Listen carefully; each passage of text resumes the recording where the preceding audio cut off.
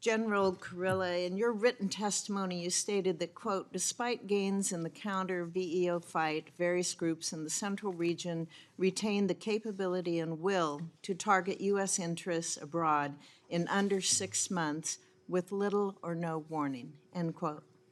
I remain deeply concerned about our ability to conduct over-the-horizon counterterrorism operations in Afghanistan.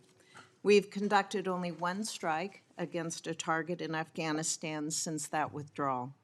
We don't have reliable partners on the ground or basing agreements with neighboring countries, and we rely on Pakistan for access to Afghan airspace. Despite these challenges, your mission of preventing ISIS-K or other terrorist groups from successfully conducting another large-scale attack on the United States or our partners remains an integral part of our national defense strategy. So, General, in your written testimony, you also stated that, quote, the reprioritization of intelligence, surveillance, and reconnaissance targeting expertise and linguists creates gaps and seams in our ability to detect and disrupt plots, increasing freedom of movement for VEOs to plan a strike against the homeland, end quote. And that, quote, this could be partially mitigated by additional and alternative ISR assets and cooperation with our Central and South Asian partners. Have you requested any additional or alternative ISR assets from your chain of command that have not been provided? Senator, I've made the assessment of what are required to accomplish all of these missions, and I've passed it up to the chain of command. Have you been provided those assets? I don't think any combatant commander has all of the assets that they have. As you look at the Secretary has to balance this globally across all the combatant commands. We have received some, and there's some that I've asked for that I have not received. Have you been able to do an analysis when you do not receive those assets on negative impacts that has had on any of your forces or strategic plans?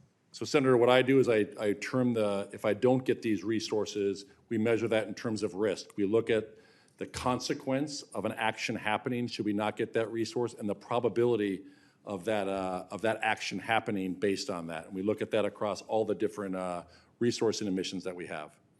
I would hope that you would make use of your unfunded priorities list in the future so that Congress has a better idea of what you need and what we need to do in order to provide you with the resources that you and your men and women need. I look forward to doing that, Senator. Thank you, sir. Also, would you, can you tell us if a mix of kinetic and directed energy weapons in CENTCOM would provide you with better options to defend against the Houthis attacks that Senator Reid was talking about and asked you about that we're seeing in the Red Sea? So we do want to get... Senator King and I love this. So we do want to get, it's a layered defense, and whether that's on a ship or it's on a base. We do have directed energy, the Army's transformation and contact forward. They've sent us some directed energy mobile short-range air defense that we are experimenting with right now over in the Middle East. I would love to have the Navy produce more directed energy that can shoot down a drone so I don't have to use an expensive missile to shoot it down. But what's worse than not having that expensive missile shoot it down is hitting that $2 billion ship with 300 sailors on it. Agree.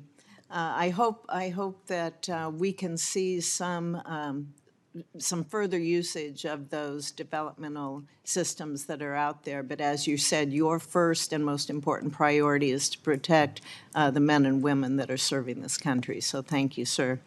Also, how is CENTCOM supporting the Israeli military as it seeks to root out Hamas? Are you, and in conjunction with that, working with Israelis, are you also working to continue to develop partnerships with our Arab allies, friends, neighbors as well? So that is one of the biggest things that we work, and I'll tell you, up until October 7th, we were on a trajectory that we had not seen any time in the past, and that was in developing these relationships with our Arab partners and also with our Israeli partners there.